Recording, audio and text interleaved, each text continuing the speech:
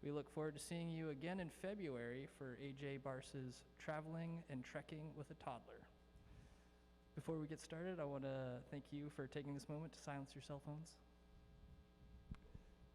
In February of 2020, Jake had the good fortune of visiting Lebanon before the country's economic meltdown. With a guide, he was able to visit many historical sites dating to Phoenician times and evolving through the centuries with subsequent conquerors. Lebanon is the only Middle Eastern country offering snow skiing in the morning and a swim in the Mediterranean in the afternoon. Sounds pretty cool to me.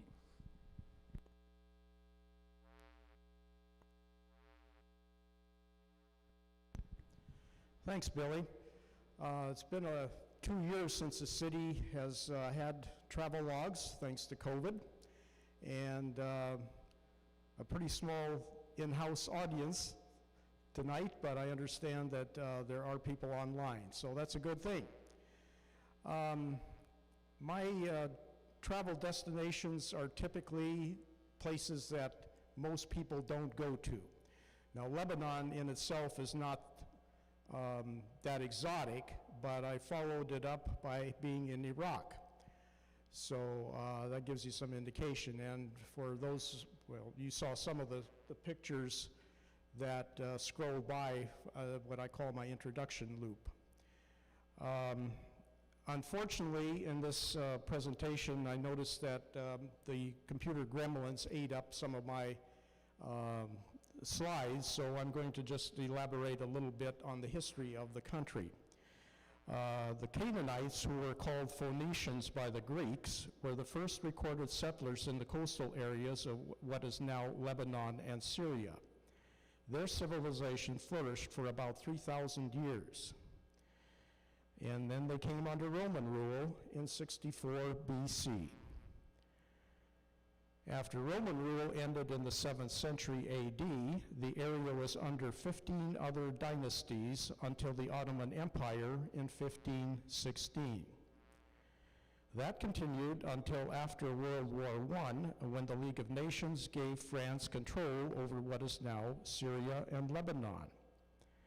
In the earliest 20th century, the present-day border between Syria and Lebanon evolved. Lebanon was predominantly Christian, and Syria mostly Muslim. Lebanon finally became independent in 1943. Protests against the government began in October 2019, which caused the tourist sector to collapse. And I was here in February of 2020. I had a private tour, and my guide said his last client was at the end of October 2019, and he had no business since then. And probably after I left, he had no business because COVID was evolving. And since then, the country has really gone into a tailspin. In 2021, it was estimated that 80% of the residents didn't have access to basic living necessities. The Lebanese pound lost 90% of its value since October 2019. Some parts of the country only have 1 hour of electricity a day. And if you were following the news late last year, the whole country went dark for at least a day. Just as a housekeeping item, I have a break at around 8 o'clock just to give a stretch, and not that it's a big audience here tonight. So with that, I'll sit down and we'll get the show rolling.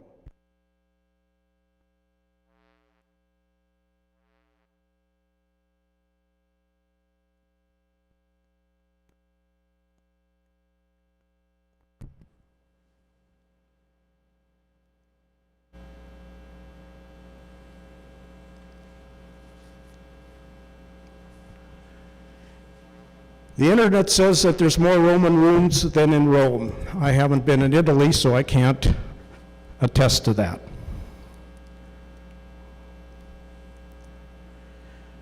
Lebanon is a small Middle Eastern country, mostly surrounded by Syria. Israel lies to the south, or depending on which political camp you're in, it might be called occupied Palestine. The Mediterranean is to the west. Lebanon is 1/6 the size of Washington State, or a bit smaller than Whatcom and Skagit counties combined. The population is estimated around 6.8 million, but there's been no census since 1932. There's little flat land in Lebanon other than a very narrow coastal strip and the Bacca Valley in the interior. I arrived and left from Beirut, the capital. Lebanese Arabic is the official language, but French is widely spoken. The cedar tree is the emblem of the country and even appears on its flag, the only country in the world to have that. I'm throwing in the second license mounted on a Mercedes because there seem to be more Mercedes per capita than anywhere else I've been. The Beirut metro area supports around 2.2 million population, and it's a city that climbs the hills. Part of the airport to the upper right is on reclaimed land from the sea. The Corniche, also partly on fill, is here, and the port area where a massive explosion occurred on 4 August 2020 is here. Lebanon has been plagued with roadblocks and protests since October 2019, which immediately disrupted the tourist industry. And I wasn't around for this, the explosion in Beirut on 4 August of almost 3,000 tons of ammonium nitrate that killed 200, injured 6,000, and made 300,000 homeless. Other than staying in a hotel in Beirut, I visited nothing in the city. Housing in Beirut and much of Lebanon is vertical due to the scarcity of land. Beirut hosts 17 Muslim and Christian groups, breaking into 4 Muslim sects and 13 Christian sects. Each neighborhood is a religious village unto itself, and Beiruti families in one part of town can live their entire life without passing through neighboring streets. The high-rises with unobstructed views of the Mediterranean are undoubtedly the priciest. And you have to take in context that when I built this PowerPoint, the explosion hadn't happened. It could very well be that some of these buildings are damaged and uninhabitable now. Beirut Terraces is a Swiss-designed luxury residential tower made up of irregularly sized floor slabs that give it an indefinite outline to provide shade and to create terraces. And back of it to the right is the abandoned Holiday Inn Hotel that was in operation for only a year before the Lebanese Civil War in 1975.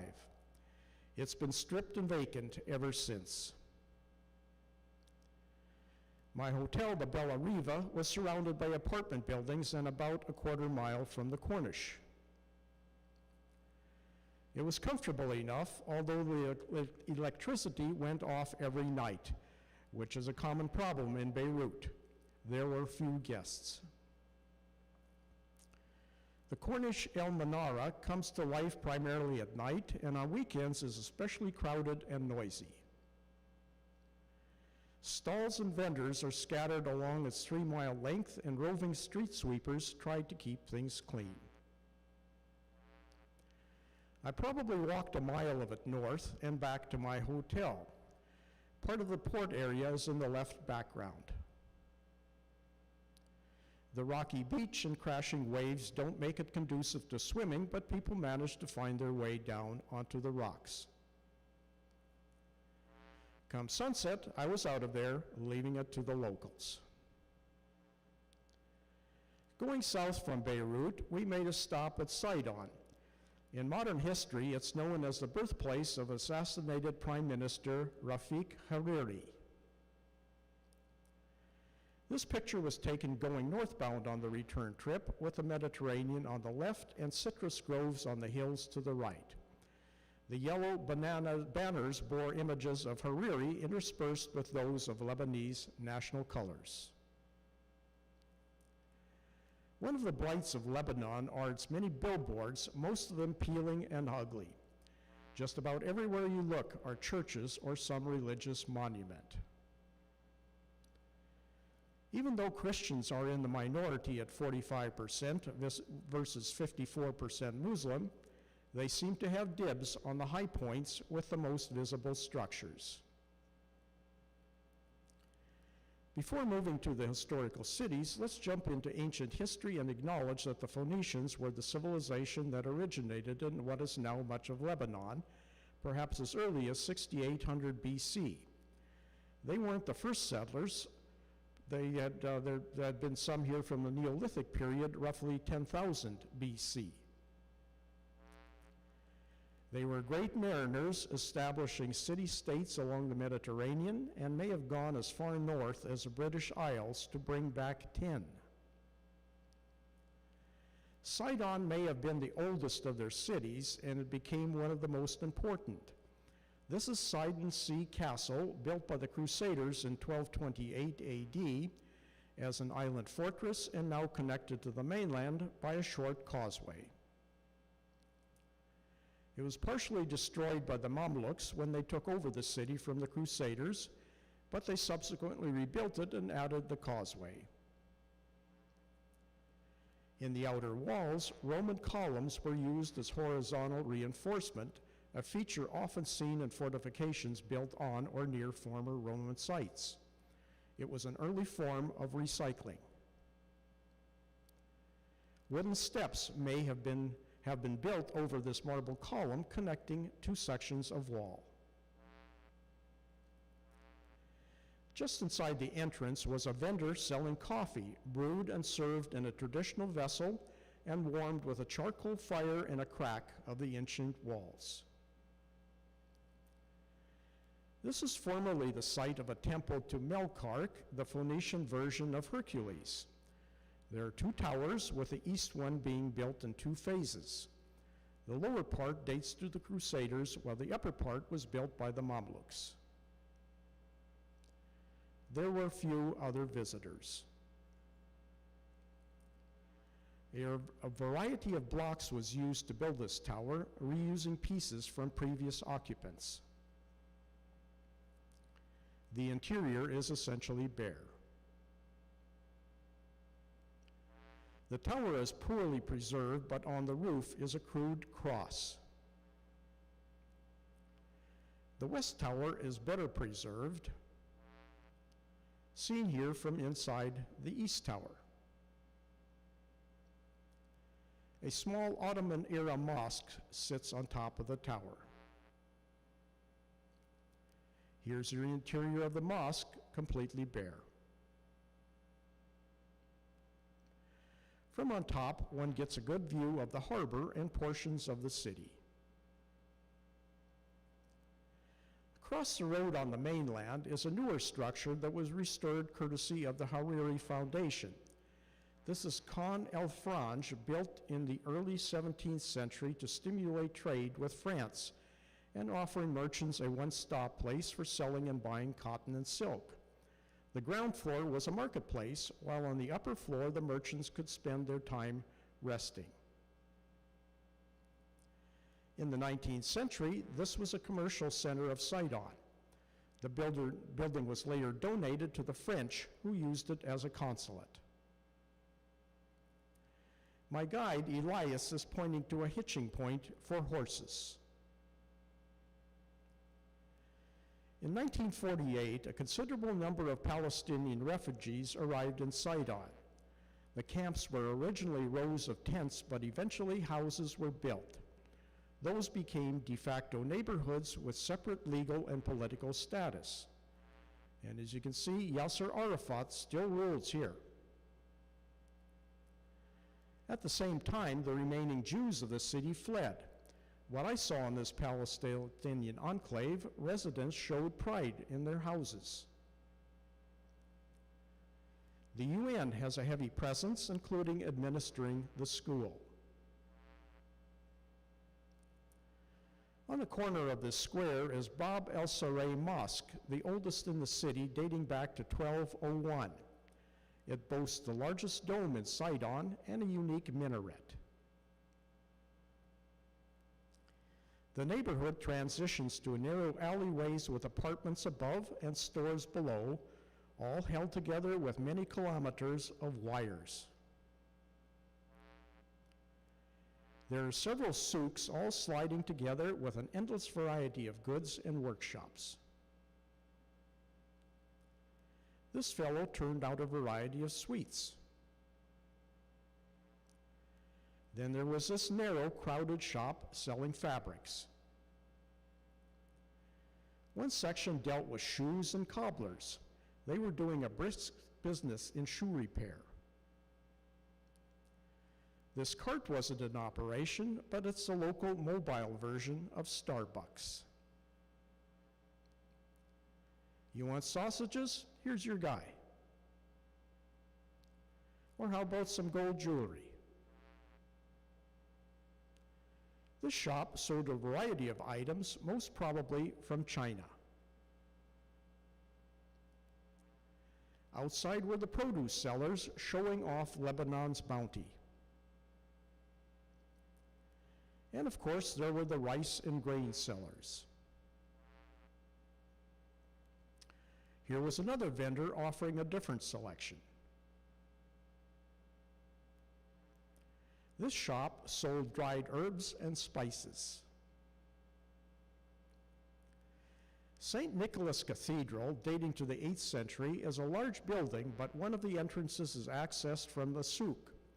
In 1819, the church was divided into two parts, one for the Greek Orthodox community and another one for the Greek Catholics. This was a Greek Orthodox entrance, which places the memory of a meeting between the two saints, Peter and Paul, and around 58 AD. The small chapel had a service underway with singing led by two women.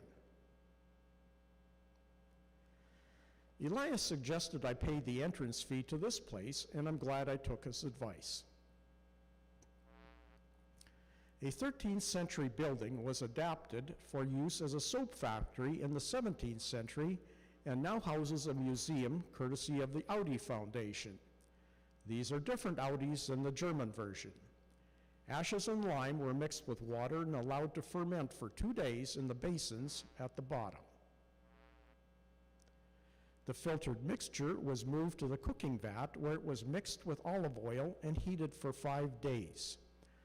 The local guide spoke in French, which Elias translated into English to me. The finished product was drained and poured into the cutting area.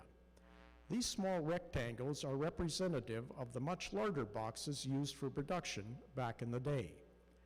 There was a whole wall of soap cakes behind the local guide. The rough blocks were allowed to air dry and then shaved and finished on mechanized equipment. The factory once produced soap to meet the demands of local bathhouses. During the 1980s, the ground floor was occupied by refugees during the Lebanon Civil War. South of Sidon is the city of Tyre, one of the earliest Phoenician metropolises dating to about 2000 BC. Due to its proximity to Israel, there was a heavy Lebanese army and UN presence. A good portion of the city's 200,000 population are Palestinians. One of the first things one notices when entering Tyre is the Palestinian refugee camps. El-Bas is the smallest of them in Lebanon, and it's not possible for anyone to enter without going through a Lebanese army checkpoint, just to remind those living there who controls their environment. There are two parts to historical Tyre. The section on the left used to be an island, and we'll get to that in a few minutes. The mainland portion is on the right, called El-Bas, and highlighted in gray where Elias and I went first. Almost nothing of the original Phoenician city exists since it's buried under the new city. And I forgot to say at the beginning that the images that are not mine are generally credited in the lower left and right corners. There was one that popped up just a slide or two back. Alexander the Great completely destroyed the mainland portion of the town in 332 BC. It was subsequently rebuilt and destroyed a second time in 315 BC. The Romans annexed the whole of Phoenicia in 64 BC and built much of what we see now, including the arch over the Roman road. A second arch, appropriately called the Triumphal Arch, stands over a long avenue which is a necropolis on either side. Some tombs date to the 2nd century BC. The arch was erected in the 2nd century AD, probably for the Emperor Hadrian, who visited the city around 130. It's 69 feet high, and its core is made of sandstone, which used to be covered with plaster and was painted with many colors. On both sides of the road were large rooms with some of the floors paved in mosaic. It was sprinkling here, so many of these pictures have raindrops on my lens. The road was repaved in the Byzantine age, accounting for the different levels, which would have been done in the 4th century AD or later. Through this arch, we see what's considered to be one of the largest and best preserved Roman hippodromes of its type in the world. Built in the 2nd century AD, it measured 528 by 1,584 feet and had seating for up to 40,000 spectators to watch the chariot races. Other sports were also played here, and Christians were executed. These were the starting boxes for the charioteers who had to loop the course 7 times. Out in the middle is a column that's missing its top, made of red granite, which came from Egypt. It was probably erected between the 1st and 3rd centuries and re-erected in the early 1970s. Sections of the stands have been reconstructed. Visitors can climb to the top and examine the various graffitied columns. Another of the Romans' additions was the aqueduct bringing water from the south. These pillars would have been their supports. Like at most ruins, there are lots of stray pieces lying around. Moving to a different area, Elias pointed out the Roman baths, specifically this one. The holes would have been an early version of a jacuzzi. Water for the jacuzzi and other baths was fired with the ovens in back. There are still examples of intricate Byzantine mosaics left uncovered for the elements to take their toll.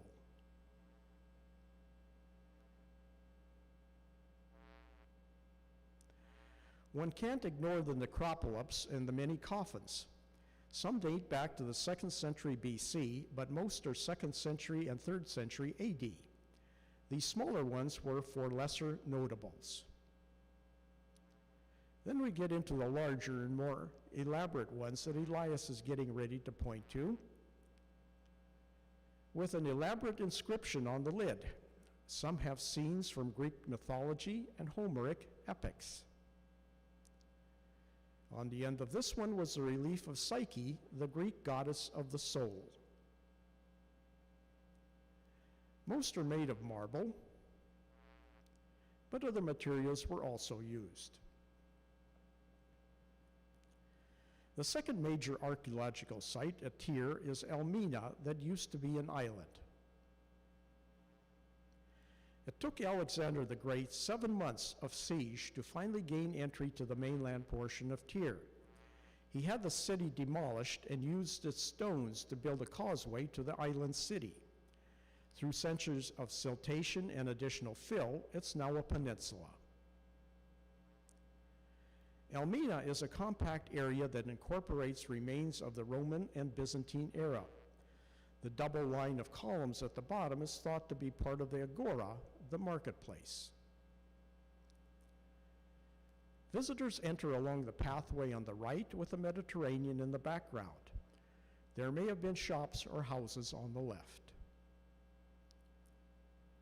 The new city butts up to the old ruins, and Elias is pointing in the opposite direction from where the previous picture was taken.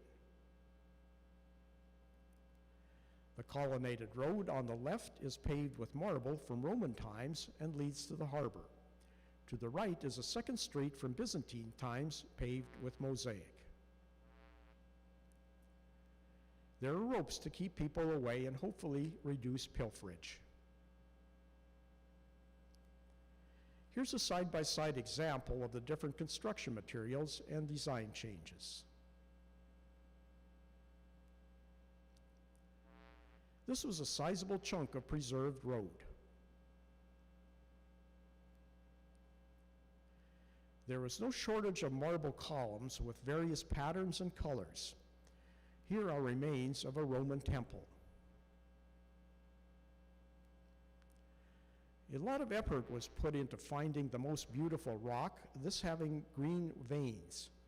Elias said the marble was mined on Cyprus. Notice a hole in the bottom of this column to pin it to the plinth and stabilize it. All the plinths have a design in the base like Medusa in this one. Many columns are missing their capitals, but for the few around, they show exquisite detail. Here's a Corinthian capital sitting on the ground.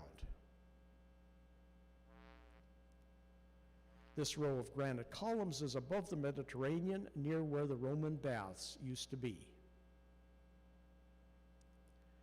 The Roman bathhouse didn't fare well during Lebanon's civil war. More of the basement remains than the raised floor that was heated by hot air flowing underneath. The baths needed a lot of water that was supplied by an aqueduct and stored in these chambers, interconnected through the subterranean arches. This rectangular area with 5 rows of terraced seating was built or redesigned in the 4th century. Some say there was a pool used for spectator water sports, and other accounts feel it was a small amphitheater for boxing fights or cockfights. I soon found out that many of the historical sites in Lebanon produced more questions than answers. We walked a bit of the new city near the waterfront to bring me back into the 21st century.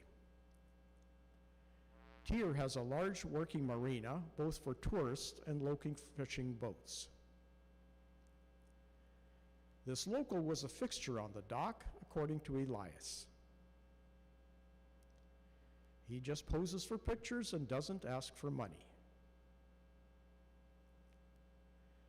In addition to modern rubbish along the shore, the beach also has debris from Roman days in the form of broken columns.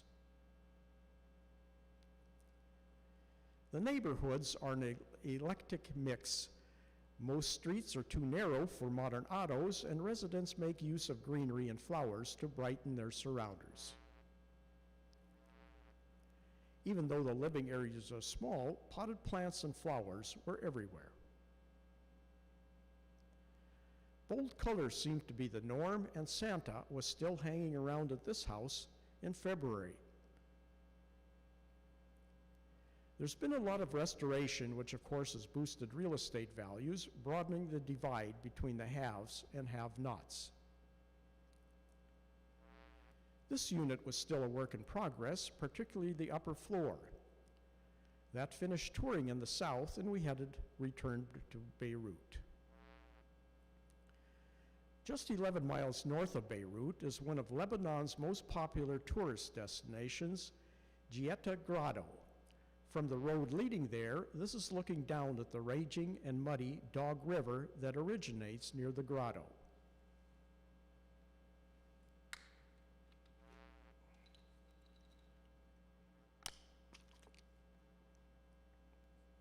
Most everywhere in Lebanon, if there's a river, there are old bridges.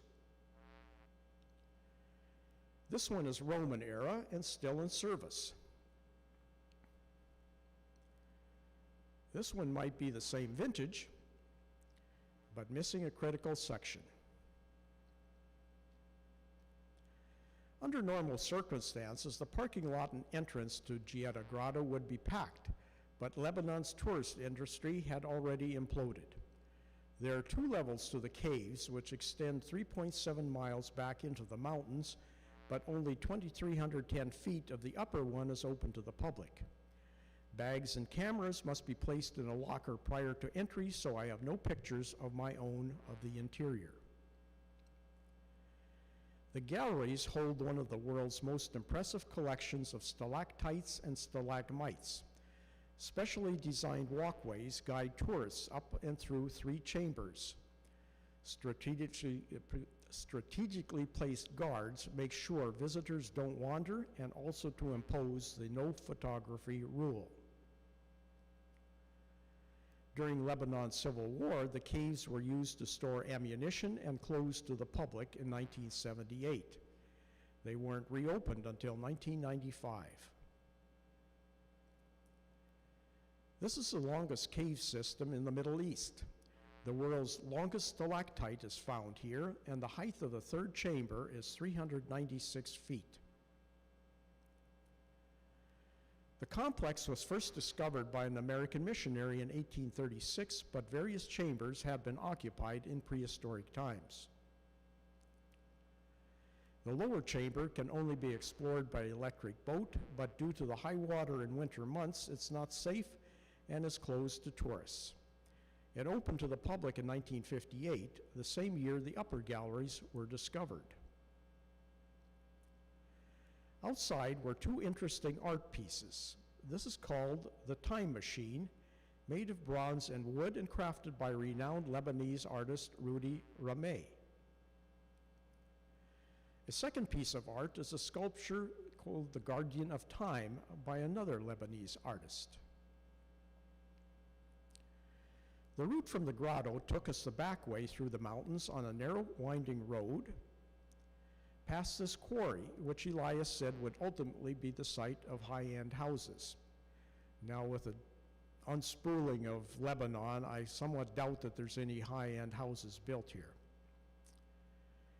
At the highest point in the area is a white-painted bronze shrine of Our Lady of Lebanon, completed in 1907. It's French-made in 7 sections. Permission had to be granted by the Ottoman government in Constantinople before this could be built. This is a very popular destination for tourists and Lebanese of all religions.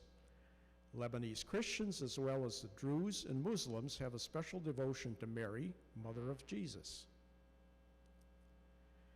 Elias pointed out that with its trees and hidden alcoves, it's a great place for Muslim teenagers to make out. A circular stairway of 104 steps leads to the observation deck. Pope John Paul II visited the shrine when he made an official visit to Lebanon in May 1997. It's owned and maintained by the Maronite Church, which is classified as Eastern Catholic. There's a great view looking north with Junia Bay on the left. The town itself is home to lurid bars and nightclubs and exotic dancers. Looking south is more congestion. The 2 towers in the distance are part of an electric generating station. There are 3 of these offshore thermal plants in Lebanon, leased from Turkey. It's another point of contention for Lebanese residents, since money goes to Turkey for the rent and to buy the diesel to run them. Power shortages are one of the many complaints of Lebanese. And as I said at the beginning, Lebanon was dark for 24 hours one day last year. Adjacent to the statue is Arisa Cathedral, built of concrete and glass. The foundation stone was laid in 1972, but the structure wasn't finished until 1992. The design is meant to replicate Phoenician sailing ships. It's also owned by the Maronite Church. The cathedral has 3 levels and can seat 4,000 worshipers on the main floor. At its highest point, it stands 205 feet tall. It was locked, and we could only get poor views from ground floor windows. South of the statue of Mary is the Byzantine-style Melkite Greek Catholic Basilica of St. Paul.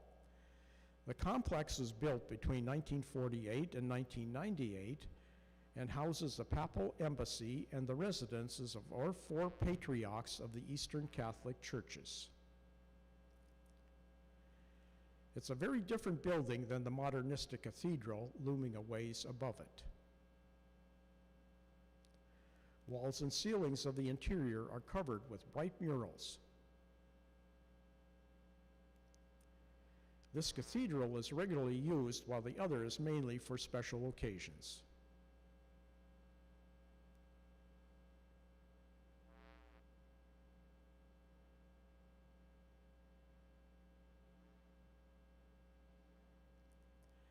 Back at the parking area, one can't ignore the Lebanese cedar.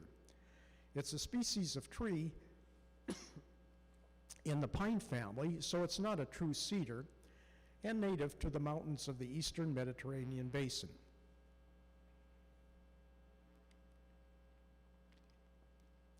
The male cones are bright red, and the female cones are flecked with resin. The tree has great religious and historical significance in Middle Eastern cultures. We drove to the complex on the hill, but another way to access it is a 2-step process. Most of it entails use of the telepheric cable car. The first step going down is to board a funicular. When one car is coming up, the other is going down. That gets you to the dome building, which is the top of the telepheric. From there, it's a matter of getting on one of these pods. It takes 9 minutes for the ride that is 1 mile long. The operation was started in 1965 and has run almost continuously since then, even during Lebanon's civil war. I'm sure none of the apartment buildings were there in 1965, and which leaves a narrow corridor between them where you can look into people's houses. Besides enjoying a bit of Lebanese history, it's a good way to see the city of Junia. In the lower left is a group of generators for an auxiliary power to the neighborhood. Lebanon's electrical situation is so dire that these unregulated suppliers who charge exorbitant rates help make life livable for its citizens. The cathedral complex at the top had its own bank of generators. And just yesterday, looking at the current situation in Lebanon, leads me to believe that many of these standby generators are no longer functional because the price of diesel is too expensive and the people using the electricity can't pay for it. About 26 miles north of Beirut is another ancient Phoenician city, Biblos, which goes by the Arabic name on this map. The name Biblos is actually Greek, referring to papyrus. The first settlers appeared between 8,000 and 7,000 BC, and the Phoenicians colonized it by 3,000 BC, making it one of the oldest continuously inhabited cities in the world. Like in the other 2 cities we visited, most of the Phoenician ruins are gone, but what the Romans and Crusaders built is in your face as you drive in. It's an interesting walk through the historic quarter to the ruins. Here, an old grape arbor hugs an equally old building.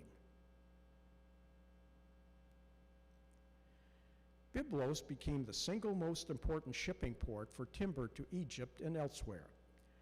Biblos was also the first city to perfect shipbuilding, which is how the Phoenicians acquired their fame as sailors. The wall along the Corniche was built of repurposed stones and columns by the Crusaders in the early 12th century and restored several times since. This north section is the best preserved. At the harbor entrance are ruins of a fortified tower built by the Crusaders. They would have had a chain strung here, linked to a tower on the south side to keep boats from entering. This north tower was restored in Mamluk times between the 13th and 16th centuries. The historical portion covers a huge area, and a visitor could spend all day here. I was at overload after a couple of hours. we entered the Crusader Castle. The Crusaders built the citadel after conquering Biblos in 1104. It now houses the Biblos Site Museum. The citadel was destroyed and reshaped after the Crusaders by the Mamluks and the Ottomans. The Crusaders reused a lot of materials from Roman times. Since there's an extensive milling of the blocks in the tower on the right, one can assume that this was a latest reconstruction and addition. The fortress had 5 towers and was originally surrounded by a deep moat, but most of that has been filled in. The structure was still in use by the end of the 19th century by a Turkish garrison. From a different angle was a colorful foreground of flowers. What is now a wide path may have been part of the moat. With ruins from 17 different cultures in multiple layers at Biblos, archaeologists have dismantled and moved some in order to reconstruct them. Even with a guide, it's difficult to make sense of the area. The metal tracks seen at the bottom were used by carts to move materials around during reconstruction. From atop the citadel, this is a view west toward the Mediterranean. The Roman theater is behind the columns, and we'll get to it in a bit.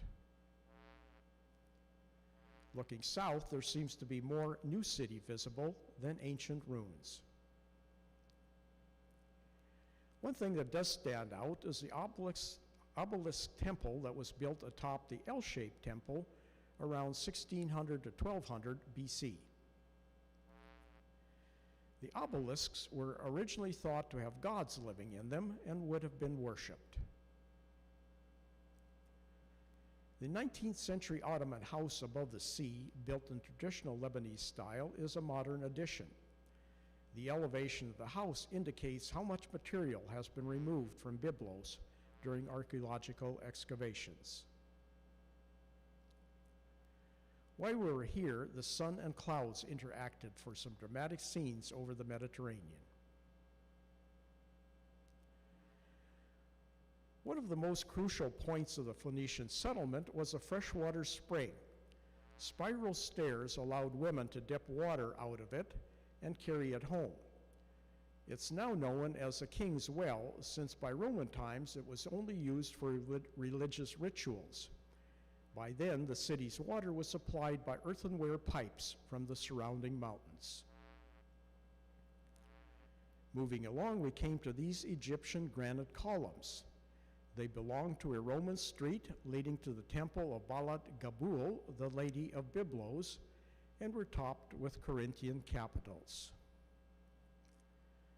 The Roman theater of Biblos from 218 AD wasn't originally located here. Like other parts of Biblos, it was atop other ruins and rebuilt at this spot at the edge of the cliff. 3/4 of the theater was repurposed for other uses during the centuries, and only 5 of the 30 tiers were rebuilt. The orchestra floor was covered in mosaic, which is now at the National Museum in Beirut. The royal city also had a royal necropolis, but it took an earthquake in 1922 for it to be rediscovered.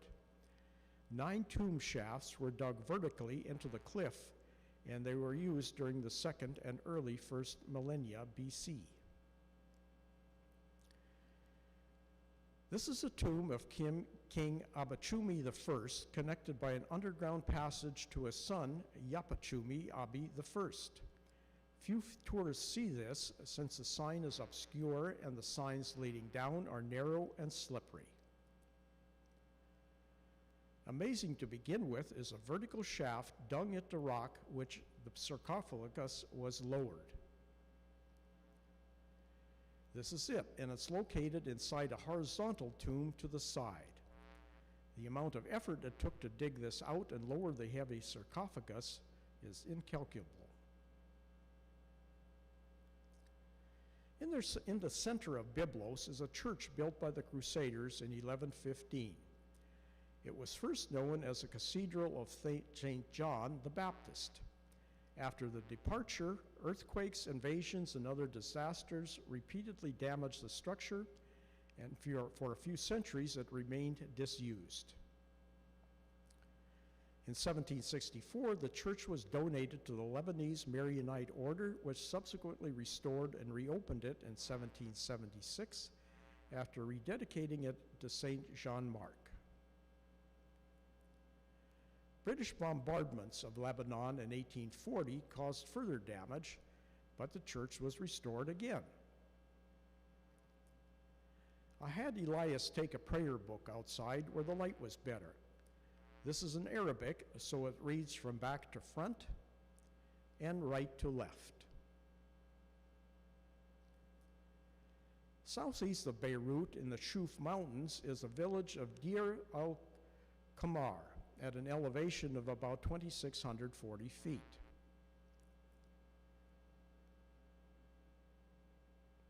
The village's roots go back to the Middle Ages, and it's considered one of the best preserved examples of 17th and 18th century architecture in Lebanon. Just about all the houses sport orange tiled roofs. The focal point of the village is a town square with its fountain built during Ottoman times. The Ministry of Tourism is housed in the structure on the left. In keeping with Lebanese citizens' beliefs of religious tolerance, the square once supported an active church, synagogue, mosque, and Druze meeting hall. The big building in left center was built as a palace and as headquarters for the municipal council, going back to 1864. On the right is Freshwater Mosque, built in 1493 and restored in the 16th century. With its distinctive octagonal minaret, it's the oldest mosque in the Mount Lebanon era.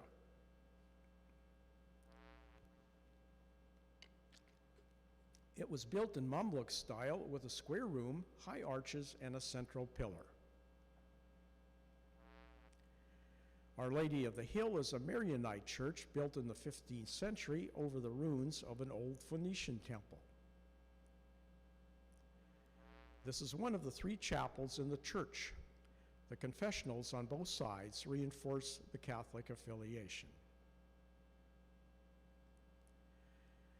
About 3 miles from the village is the Betadine Palace complex that was begun in 1788 and finished 30 years later.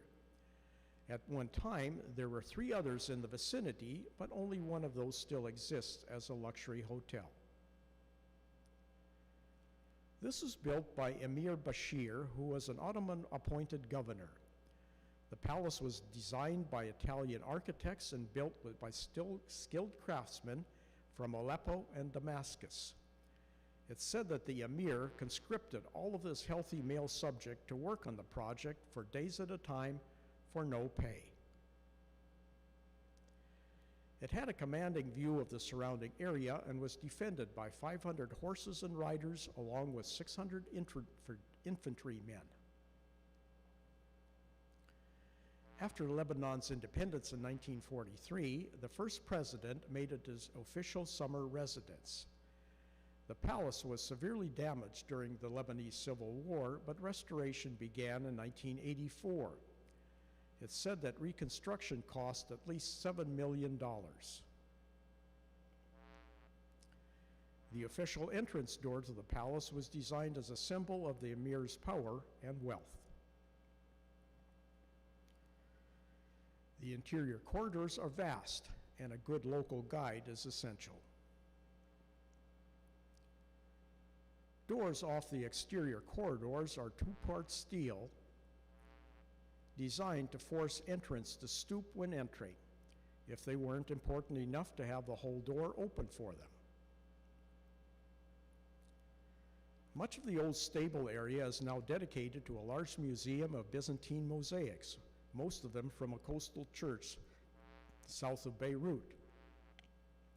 It's the largest collection in the Eastern Mediterranean if not the world. Many of them date to the 5th and 6th centuries and have religious motifs since they came from Christian church. Others depict animals like this leopard and wild boar and bear. Exploring this section alone can take over an hour. Corridors lead to outdoor exhibits, like this huge mosaic. There's a smaller one in another outdoor courtyard. At least 2 of the balconies with stained glass adorn the upper stories of the palace.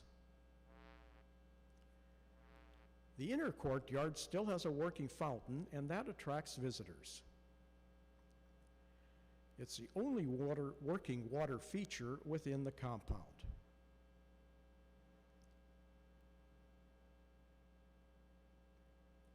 The upper entrance has elaborate plaster works framing the door.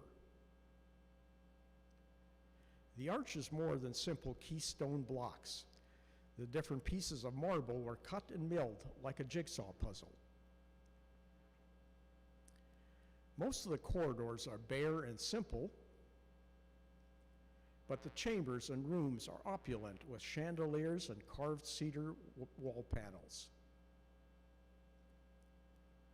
The detail work also extends to the ceilings. Indoor fountains were common. They were used to moderate the temperature and also to provide white noise to discourage eavesdroppers at the chambers. Many of the rooms had specific uses. This music room is quite obvious. Going back to the balconies, they don't look that impressive from the outside. It's the interior where they come to life. Outdoor corridors keep wrapping around, and much of the palace is off limits to the public since it's still used in summer by the president. The decor changes with different parts of the palace. The Italian architects were given free rein to try new ideas. For little kids, it's a big fantasy playground. Strategically placed guards keep an eye on visitors. The ceilings might have been the most intricate features of the palace. Not only did the palace have to deal with summer heat, but at 2,800 feet elevation, it was cold in winter. Brass braziers took care of the chill.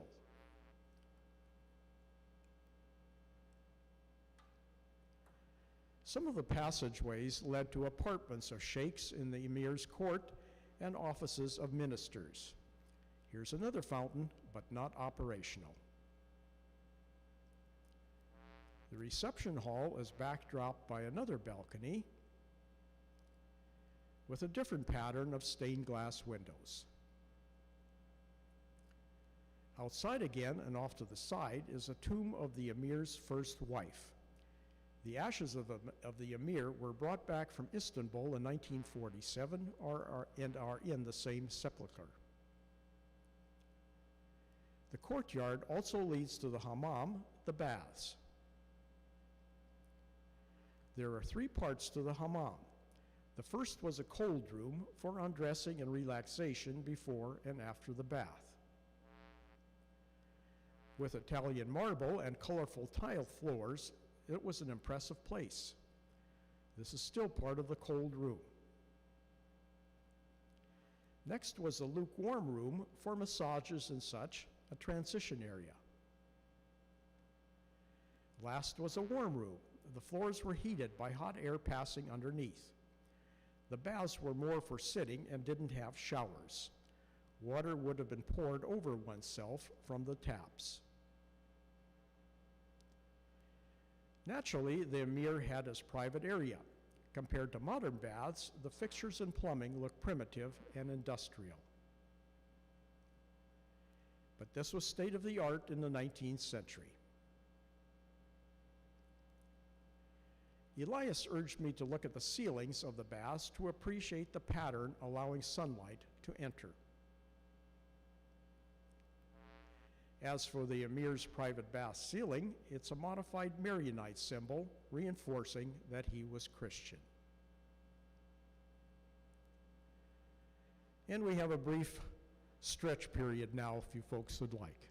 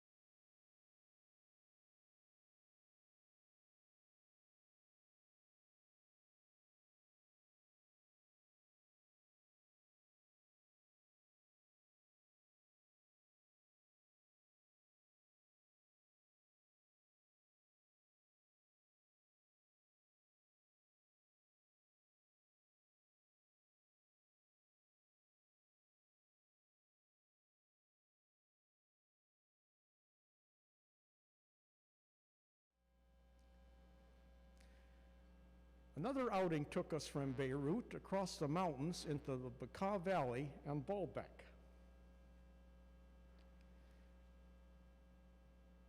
Our drive went near the Beirut port facilities where the massive explosion occurred on 4 August 2020. The blast registered a 3.3 seismic magnitude and is considered one of the most powerful non-nuclear explosions in history. The Beirut-Damascus highway climbs east into the mountains. The summit at 4,950 feet had dirty snow on the shoulders, and we were engulfed in fog. The road is clearly inadequate for modern traffic. These bridges were begun in 1974, prior to the Civil War, but nothing has been built on either side of them since. The highway opens into the Bacca Valley on the other side, which is a northeastern extension of the Great Rift Valley.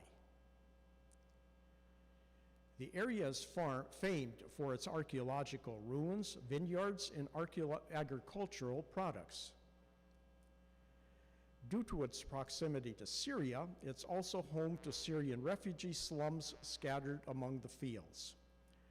Due to Lebanon's deep-rooted fear of permanence, in quotes, when it comes to foreigners seeking sanctuary, they won't allow formal aid agency-run settlements. The city of Balbach has been populated continually for at least 8,000 to 9,000 years. In Greek and Roman times, Balbach was also known as Heliopolis, which is Greek for sun city. The sun was not shining when I was there. It's considered the most important Roman site in the Middle East. Elias said that Balbach is the political headquarters of Hezbollah, and there were numerous billboards with pictures of these two who were killed in the U.S. drone strike in Iraq in January 2020. Abu Muhandis on the left was Secretary General of Hezbollah, and General Soleimani was the second most powerful man in Iran. Before going to the ruins of Balbach, we stopped at one of the 2 quarries supplying material for the temples, about half a mile distant. Since a portion of this stone was exposed, calculations had been done in 1996, estimating the weight around 1,000 tons. Some experts believe these huge blocks predated the Romans by their style and appearance, maybe up to 12,000 years old. 3 of them were found in this quarry, never making it to their destination. 2 of the blocks had been confirmed in the 1990s, but because the site was a rubbish dump, the largest on the left wasn't discovered until 2014. It's estimated to weigh 1,650 tons, making it one of the largest stones ever quarried. Which brings us to the ruins of Balbach. There were already temples here in 2000 BC, and the Greeks added more. Starting in the 1st century AD, the Romans enlarged and elaborated the structures for about 200 years. It became a complex of temples dedicated to Venus, Jupiter, Bacchus, and Mercury. The Temple of Jupiter is where most tourists enter. The stairs on the right are a 20th century replacement. Originally, they ran the whole length of the portico, but were almost completely dismantled for other building projects. Elias took me around to the side to show the different levels of construction, reaffirming the succession of occupants. Everything was built in a pure stone masonry technique without mortar. The metal door on the left is the entrance to a tunnel.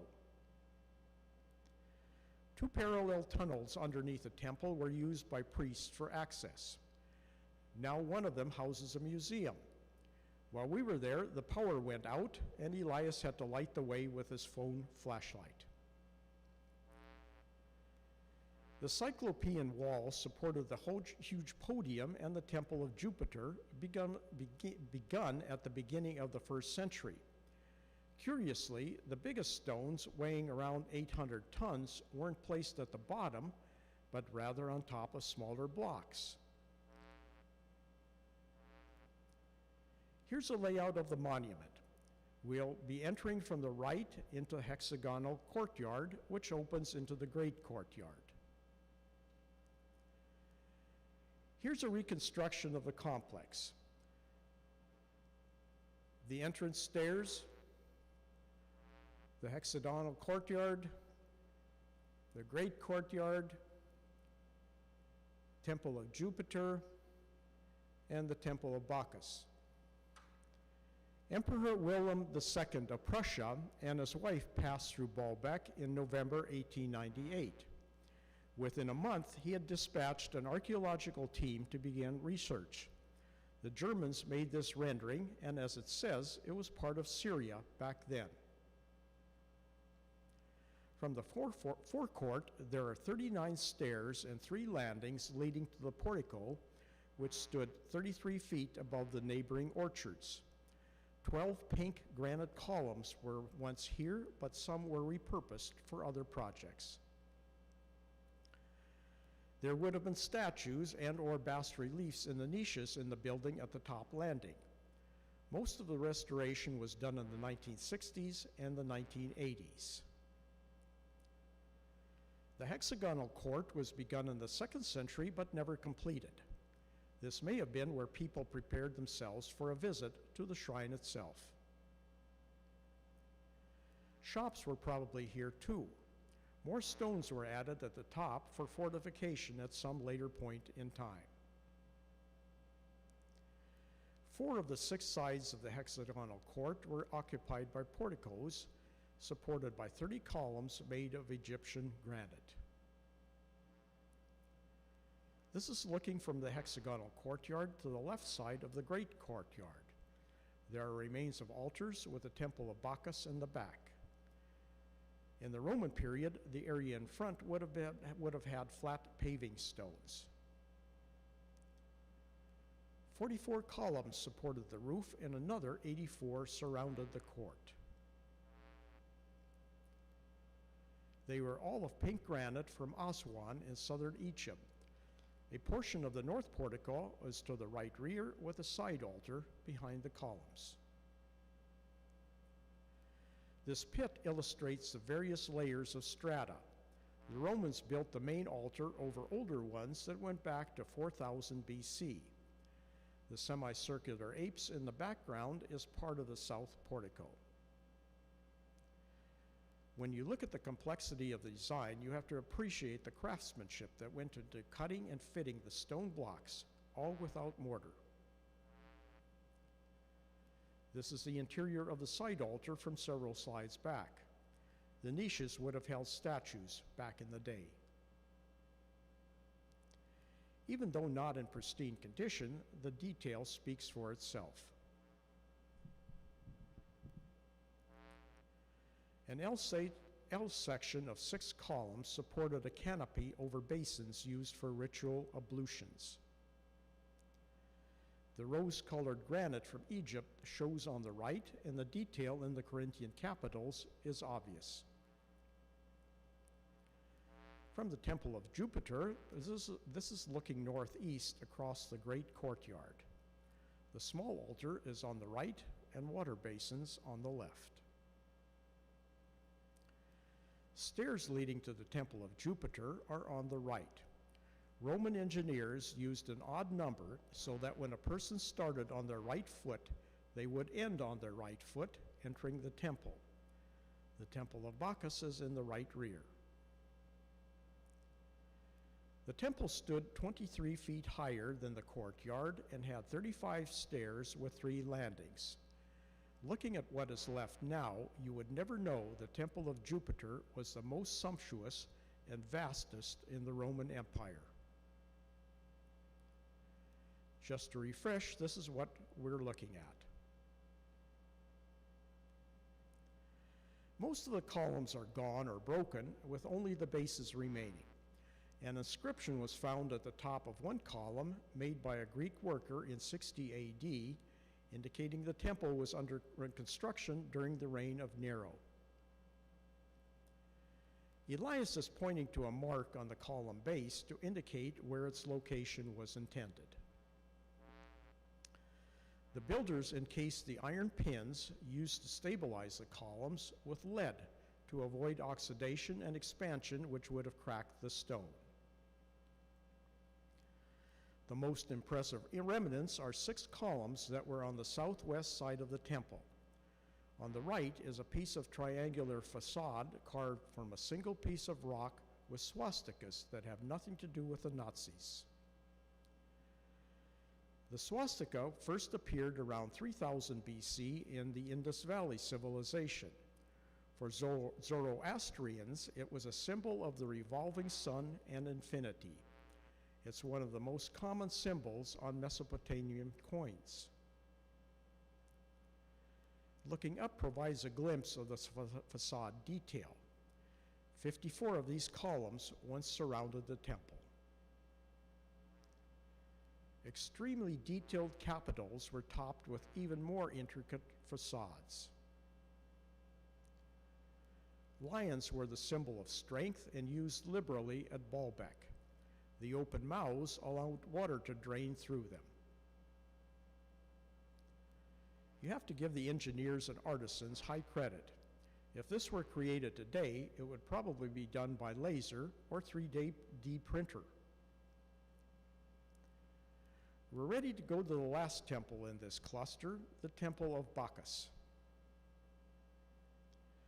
It's to the south of the larger complex and smaller than Temple of Jupiter, but it's the most complete and best preserved. For scale, there's a person at the base of a column in the center. When we say small, it's still bigger than the Parthenon of Athens. Construction began around 150 AD under a Roman emperor 10 times the successor of Nero. A German expedition did excavation and restoration between 1898 and 1903.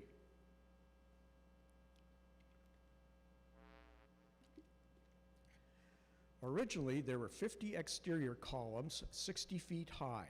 Only 19 are still standing.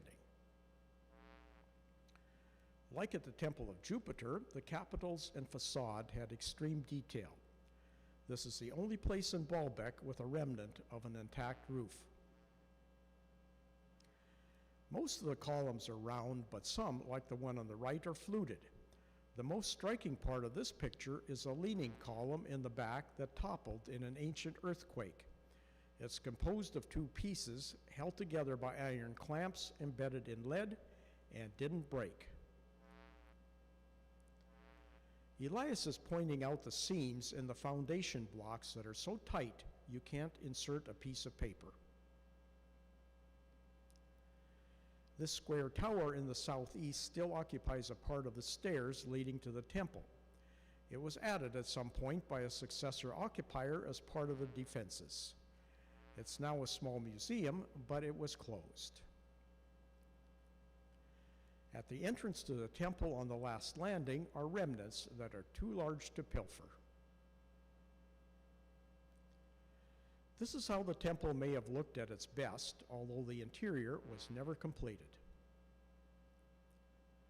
33 stairs with 3 landings led to the entrance gate.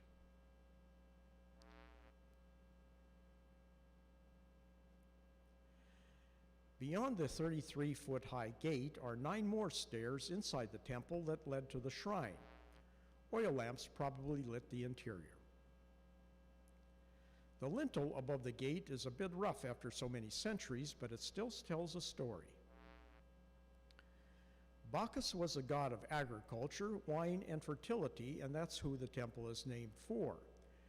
It may be named after Bacchus, but some accounts say it was dedicated to Venus Astarte, the goddess of love. The interior is even more stunning than the exterior. When Emperor Constantine converted the Roman Empire to Christianity in the early 4th century, construction was halted. 2 plaques high on the wall provide a bit more modern history. In Old German and Arabic, they talk about the friendship of Sultan Abdulhamid II and Kaiser Wilhelm II of Prussia, and their visit to Baalbek on 10 November 1898. The Sultan was a colic of the Kaiser. Scratched into the walls are numerous bits of graffiti that predate the Kaiser's visit. The top says 1883 and the next 1882. Here's another from 1886. They all date to the Ottoman era.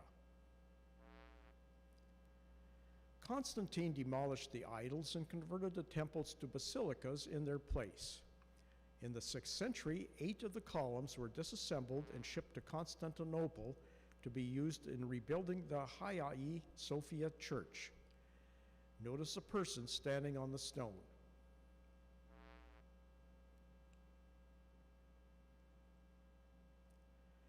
When the Muslim army arrived in 634, they turned the temple complex into a fortress.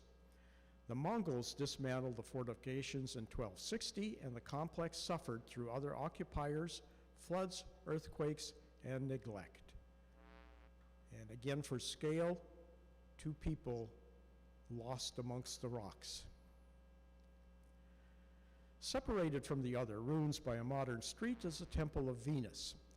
It had been closed to the public, and this was a first visit for Elias as well. The complex was added in the 3rd century and probably dedicated to Fortuna rather than Venus. Fortuna was a goddess of fortune. Constantine destroyed this also and replaced it with a basilica. It was later used as a Greek Orthodox church into the 18th century. Between 1931 and 1933, what remained of the temple was dismantled and rebuilt. Recent excavations in the compound have revealed mosaic streets. The design of the circular temple differs with its originality of layout, refinement, and harmonious forms. 21 steps divided into 3 sets led into the temple. The octagonal minaret in the left background belonged to a mosque that was built nearby between the 7th and 8th centuries with stones from the Roman temples. Inside, the temple was decorated with tiers of tabernacles and covered with a cupola. A copy of this temple was built in the 18th century in Wiltshire, England. The detail in the stonework is as complex as in the other temples. From the Temple of Venus, this is looking back at the main compound at Balbach, and that ended our visit to the city. We weren't done with the Bacca Valley yet. The agency had scheduled a visit to a winery, and this valley grows most of the grapes in Lebanon. The Phoenicians exported wine to Egypt from Biblos on the coast some 5,000 years ago. The country has around 50 wineries, producing about a third the volume Washington does, with 900 wineries. Along with dormant fruit orchards, I saw bits and pieces of rail lines that once connected Lebanon with its neighbors. Rail transport began in the 1890s under the Ottoman Empire, but ceased in the 1970s with Lebanon's civil war. Tracks once ran east to Damascus and north to Aleppo, Syria, and even connected with Istanbul in Turkey. Elias was used to visiting one of the big wineries, and he had no clue where ours was.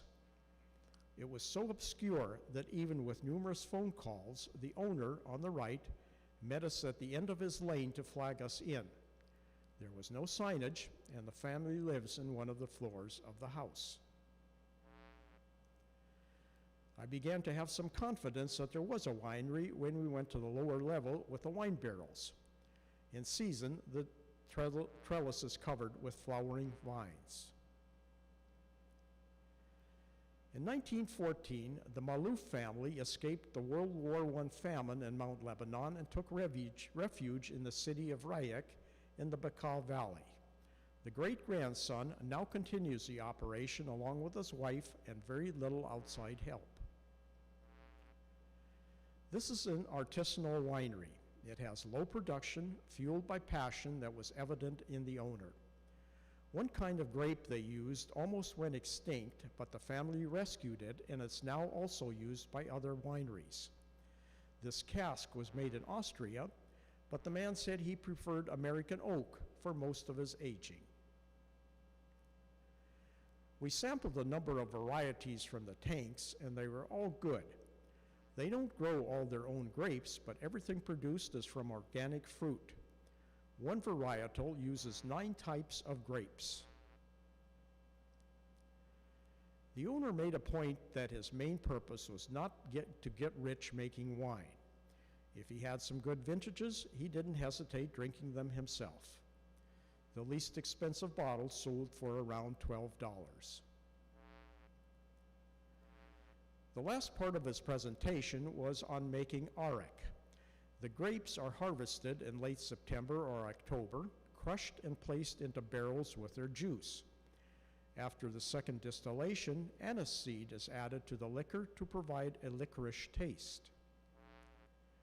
For consumption, the arak is mixed with 1 part liquor to 2 parts water.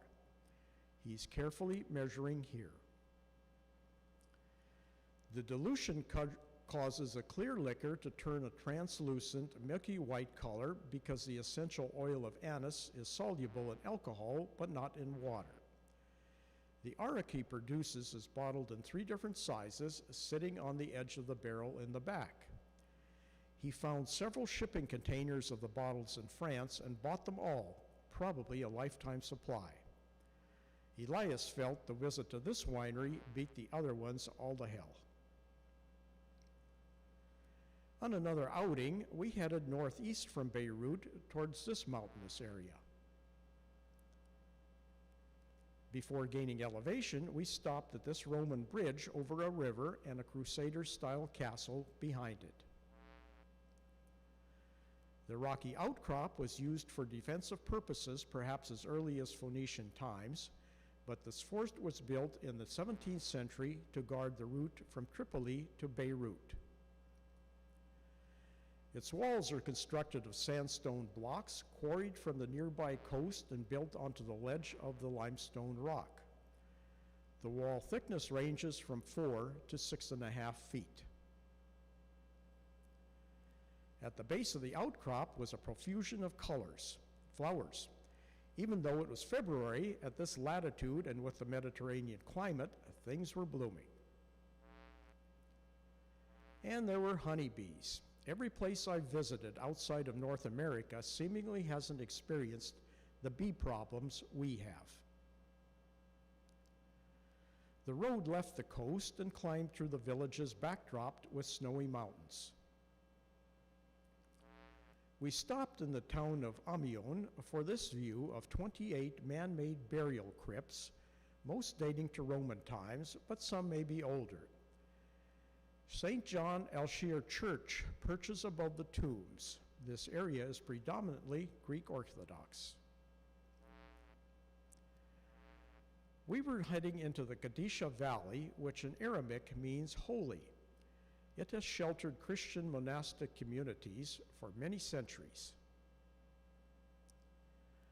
Monasteries are everywhere, plastered against the cliff walls. Near the village of Kuspa is Sidon Amatura Monastery that was founded in the 4th or 5th centuries. It was attacked by the Mamluks in the 14th century, who massacred its 200 monks. It was back in business in the 16th century and renovated in 1885. Along with a narrow trail in lower left, road access was added in the 19th century. We kept climbing, and this was a panorama. Since there's no flat land, the slopes are terraced. We ended up in snow but dropped a bit in elevation to the starting point of our hike. We began at the village of Hakwa. With the help of a local vehicle, we exited at Bachchari. Elevation here was at 4,300 feet, and it's one of the 76 villages and towns the Lebanon Mountain Trail passes, running almost the length of Lebanon for 292 miles. The Mount Lebanon Range wasn't far away. The area supports a variety of fruit trees along with olives. Elias had it planned that we would be hiking mostly downhill. These were the only stairs on the route. The corridor is a mix of shepherd routes and ancient Phoenician and Roman footpaths. There were modern settlements on the ridges, with remnants of abandoned ones down below, maybe 1,000 years old. The Gadisha Valley has been a refuge for Christians since the early centuries. The cross below was one of many we found. A portion of the trail shows faintly on the left.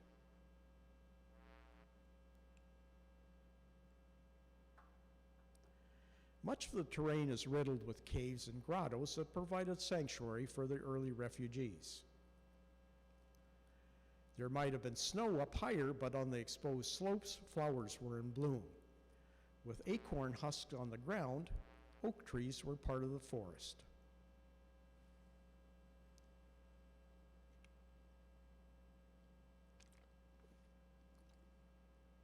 We veered off the main route for a detour to the Aqua Hermitage that's quite famous. Elias had once met the hermit monk who lives here. The Cliffside Sanctuary was built in the late 13th century following an invasion of the Gadisha Valley by the Mamluk army. The piping on the left brings water from a spring and allows the monk to irrigate his crops below. This two-dimensional view doesn't do justice to how steep it is, nor how limited the tillable ground is. Since he can't grow everything he needs, the monk is supplied with provisions from one of the nearby villages. The man who sold out the hiding villagers to the Mamluks in the 13th century had a change of conscience years later and financed the construction of the chapel.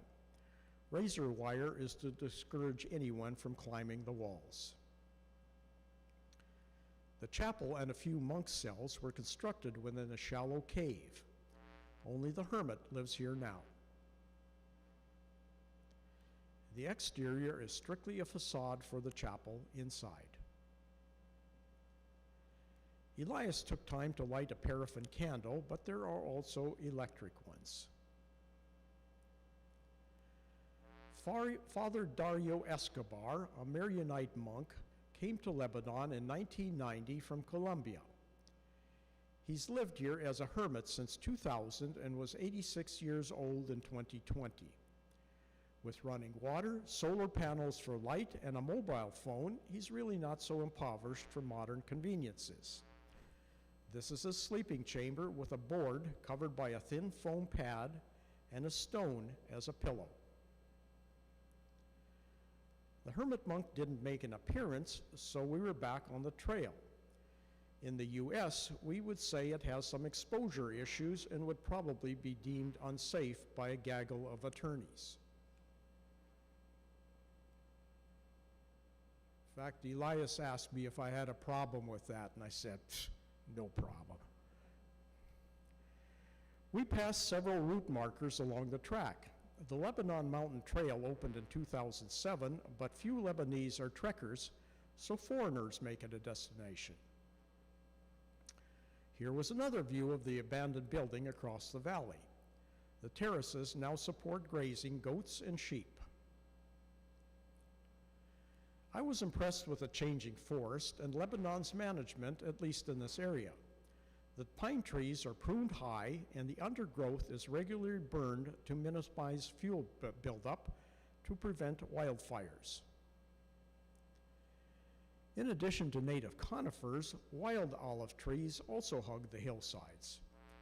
For centuries, the rough terrain provided cover to bandits and religious people who didn't want to be persecuted. Even though we were far from any village, these terraces supported cultivated olive trees. People live in this rough terrain, accessed by steep trails for both humans and their cattle. We were coming up to two more important stops along the trail. The first was the chapel of Saint Marina, who was a female but disguised herself as a male Maronite monk in the 5th century. Elias was enthusiastic about being here. The views were outstanding, and had gotten so warm it felt like the upper 60s. The chapel is quite small with the altar inside a cave. Elias is pointing to the names of the 17 Maronite patriarchs buried outside. We continued down the trail and passed this beautiful waterfall. Elias had only been here once before when there was no water cascading. That brought us to stairs leading to Our Lady of Conubine Monastery, one of the oldest in the world. It's been traced to 375 AD with its beginnings in a cave. This is the oldest of the Maronite monasteries. It was expanded and restored in the 14th century. Secret tunnels were cut through the rocks linking caves and escape routes back in the day.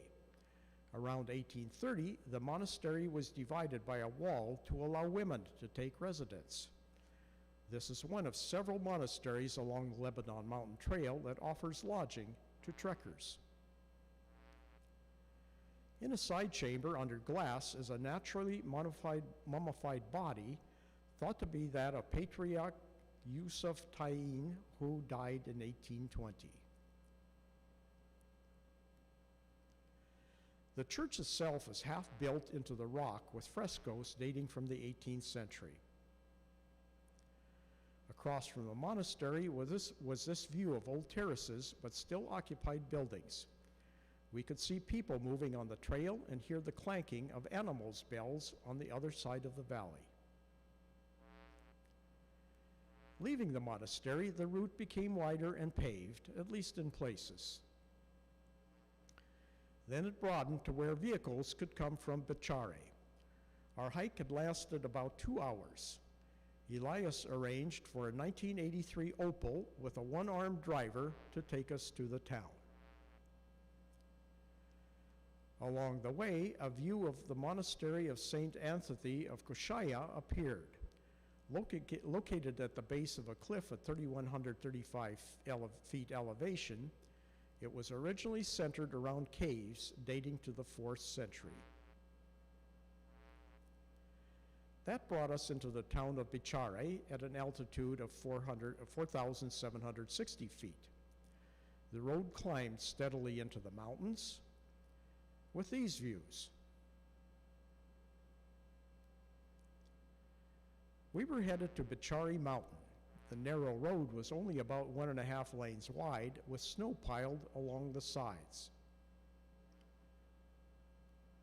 One of the remarkable things about Lebanon is that you can go from the Mediterranean to snow-capped mountains in about an hour. Lebanon has 6 ski resorts, but only 2 of them are notable.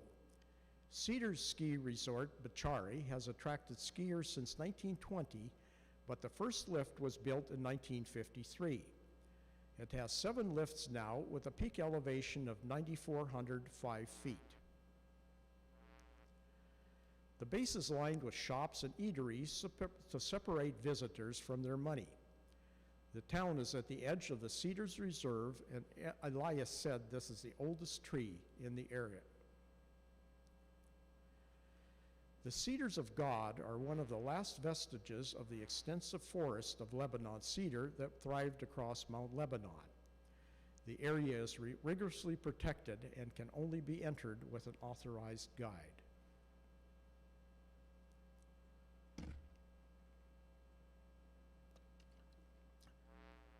On our way back to Beirut, the lower sun angle highlighted the terraces of upper Gadisha Valley.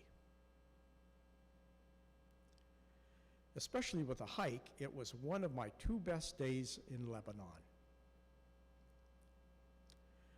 I enjoyed all the outings, but the last one was probably my best since it involved snowshoeing. I'd packed my own snowshoes and generated numerous questions from airport security people as to what are those things? So I finally got to put them to use. Before we got to the snow, we stopped near the mouth of the Dog River to look at this three-arch bridge built by a Mamluk Sultan in the 13th century. It's been rebuilt, of course, but on the other side is a Roman aqueduct with 17 arches. The steep-sided gorge made it very difficult for armies to traverse, forcing them to cross in single file and leaving them vulnerable to attack. To give thanks for their successful crossing, plaques or commemorative inscriptions have been carved into the sides of the gorge. Given all the military inscriptions, a monk passing through in 1895 felt that Christ needed to have a record here too. This Christ of the King statue was finally built in 1952, a replica of the one in Rio de Janeiro, Brazil. We left that behind as we started climbing into Lebanon mountains on a perfect day of weather. The highest point is 10,131 feet, and we were headed to the Mazar Ski Resort. This is the largest ski resort in the Middle East, an hour from Beirut. Unlike most ski resorts in North America, they allowed us to get on the lift wearing snowshoes. A single rope tow powered by a Massey Ferguson tractor started things off in 1943. The first ski lift from Switzerland was installed in 1960. Access to the resort is from three different points. There are now 19 lifts with 50 miles of runs. Like the sign says, welcome to the highest restaurant in Lebanon. International signs are in English, French, Spanish, and German, but not Arabic.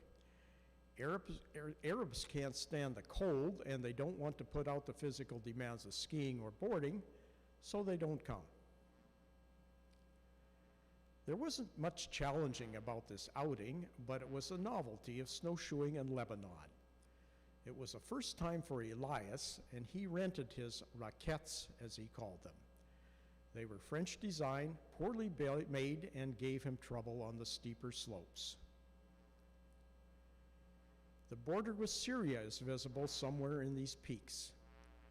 The highest point reached by lifts is 8,135 feet. Mazar is the Arabic word for sanctuary. The highest mountain in the area was called Jabal el-Mazar, which is the mountain of the sanctuary, after a small Roman temple built on its top. It's believed the Romans used fire as signals to communicate between the coastal area and the mountainous regions. The temple was totally destroyed during the Civil War, and all the stones were stolen. Many Europeans come here to recreate due to the relative ease of entering Lebanon. Iran also has a ski area, the only other place in the Middle East, but given the difficulty of Westerners being granted access to the country, it doesn't get the traffic. Ski season usually stretches from early December to early April. They are totally dependent on nature since they don't produce any artificial snow. It was 18 February when we were here, and things were looking thin in some spots. Elias's brother from California was coming to visit in a week or so, and the plan was to ski in the morning and swim in the Mediterranean in the afternoon. That's part of the beauty of winter in Lebanon.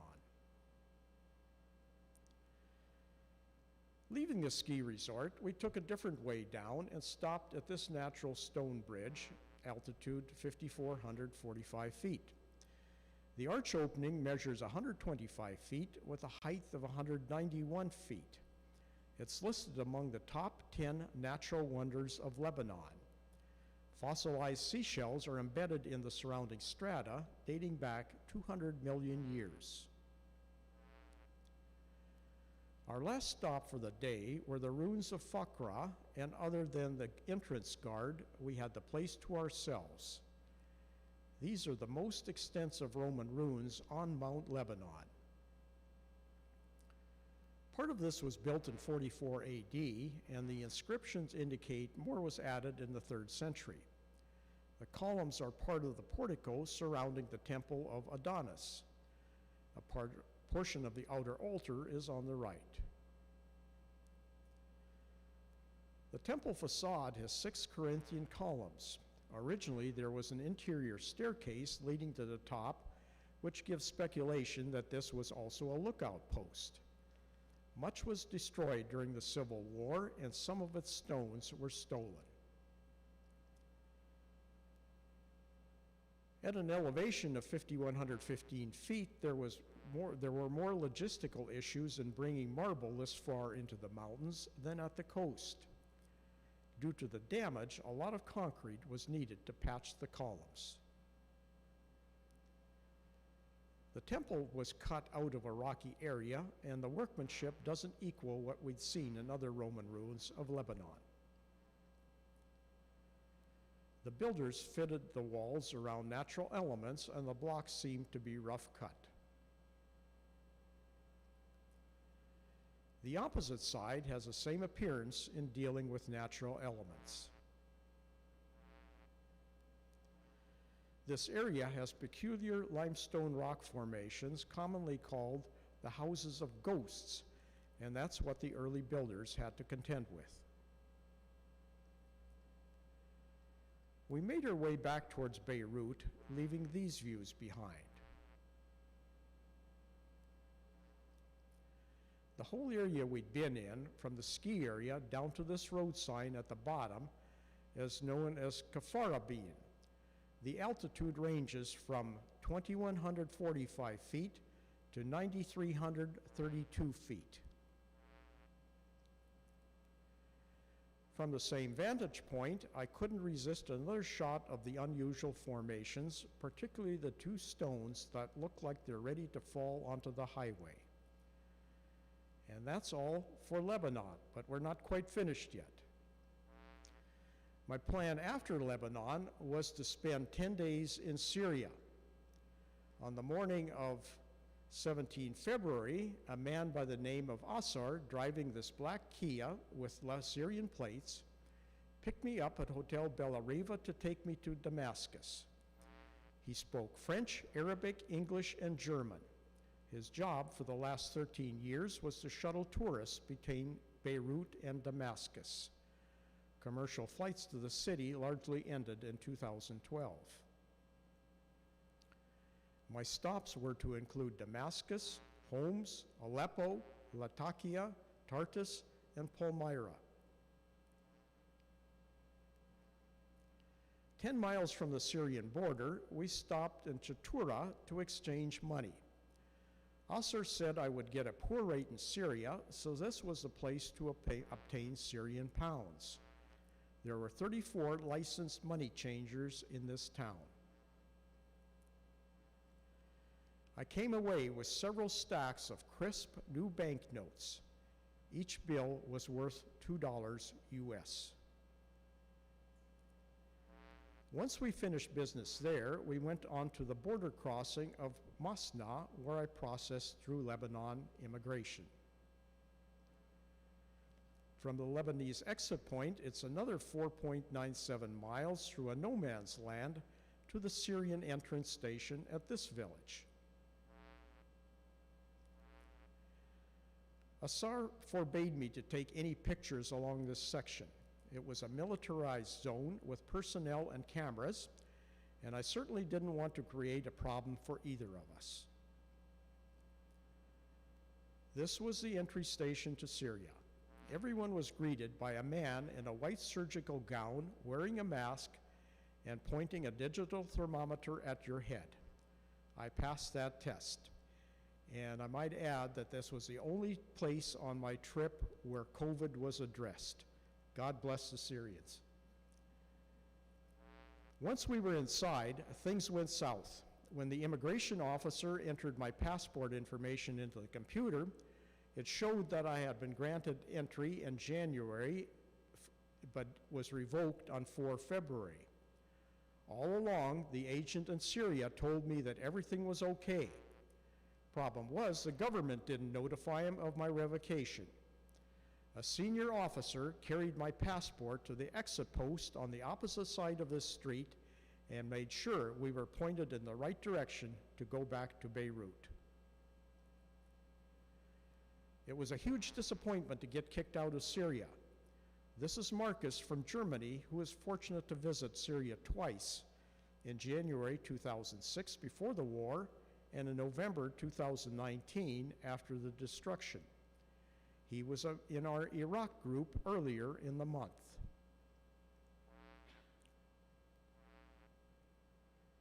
And what do we got going here? My computer just froze up.